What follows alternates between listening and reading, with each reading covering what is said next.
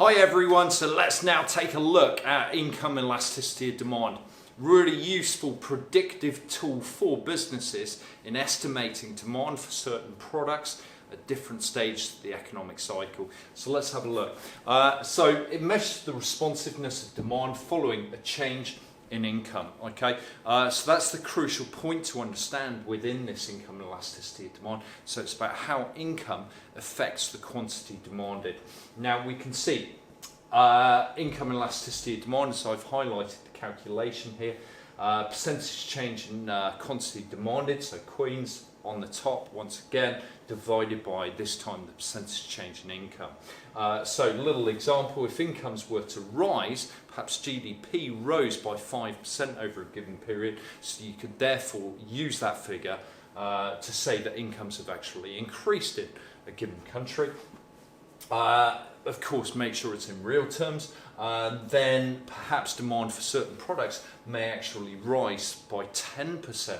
So therefore, this would give us a positive correlation of income elasticity of demand, yeah, it would mean that as incomes rise, of course, quantity demanded has increased. Okay, so let's just consider such an example here on this axis that I've just drawn out. So this highlights quantity on a Y or vertical axis, which is unusual, okay, so just be aware of that. And then on our horizontal axis I've put down income there. So this is going to show us the impact of income changes on consumption on different goods.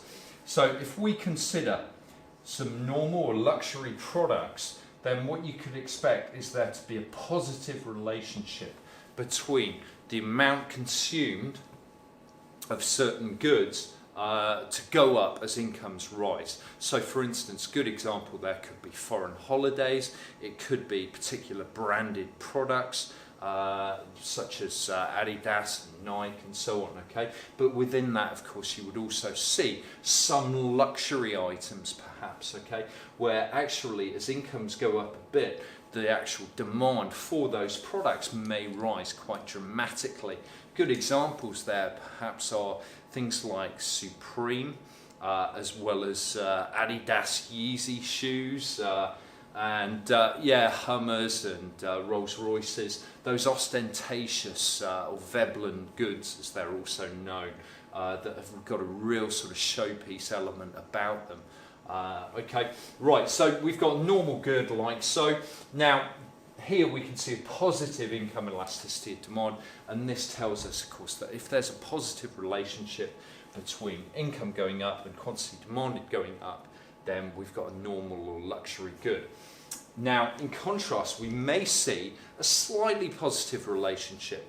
So in an area such as fuel or transportation, there might be a weak relationship with incomes. So if incomes went up by 5%, then we might see a perhaps 2% increase or a 1% increase in the actual quantity demanded of those goods. So these products are likely to be necessity products. So fuel, as I said, is a good example, as is transportation more generally, so public transport, rail transport, etc. Right. And then finally, we've got negative income elasticity of demand.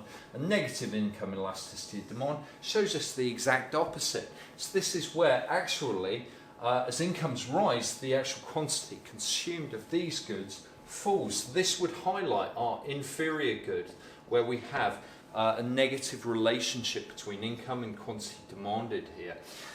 Okay, now there is also one other type of good that is useful for economists to be aware of, and that is, of course, giffen goods, which might have a sort of strange relationship between income rises and quantity consumed here. We can see that they're going to have a positive income elasticity of demand up to about this point, and then it flattens out and then becomes negative. So this would be a giffen good. This is a special type of good, and it's debated as to what extent this really exists, but perhaps if I give some examples that will help.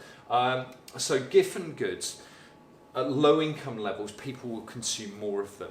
Types of examples of products that are commonly cited as giffen goods include starchy foods such as bread, rice, pasta, because at low income levels people want to consume more so that they're actually filled up, so that they actually aren't hungry any longer. Now this may fit nicely with examples of university students who may well see their consumption of bread, rice and pasta actually increase at this income level.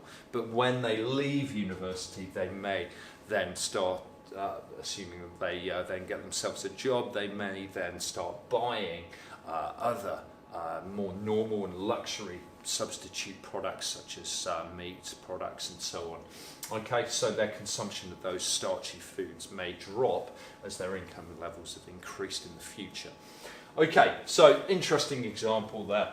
Right, so before we just finish off with some evaluative points, just going to make sure you're really clear on this. You should get a nice, simple, straightforward mark for being aware the fact that when it comes to income, well, if there's an income change, it causes a shift in demand for given products. Now, in the case of inferior goods, then we can see that demand falls as incomes rise, okay, so it would be a leftward shift. But in the case of normal or luxury goods, we would see this sort of scenario play out. With price elasticity of demand, we saw it as a movement along the demand curve. This time here, well, we have a shift in demand. So it's a big shift in demand. So that's useful to understand. Okay, so let's finish off in style with the evaluative points and the uses of income elasticity of demand. Well, firstly, it's really very helpful in estimating the impact of the economic cycle on product demand. This can inform decisions about what products to stock, as well as ensuring that the logistics are in place to make sure that those products can arrive in time. Okay, and it will also help to inform promotional campaigns as well that will be undertaken at different times within the economic cycle. Right, so for instance, just thinking about that, a good example perhaps is where Sainsbury's were deliberately putting together a £5 menu during, well, shortly after the credit crunch. So they were really aware that households' incomes were on the squeeze, so therefore they were trying to support them by making sure that there was a nice straightforward meal for four, which was affordable at just £5. Okay, so that awareness of the stage of the economic cycle is really useful. Okay, it may also help to determine where stores choose to locate.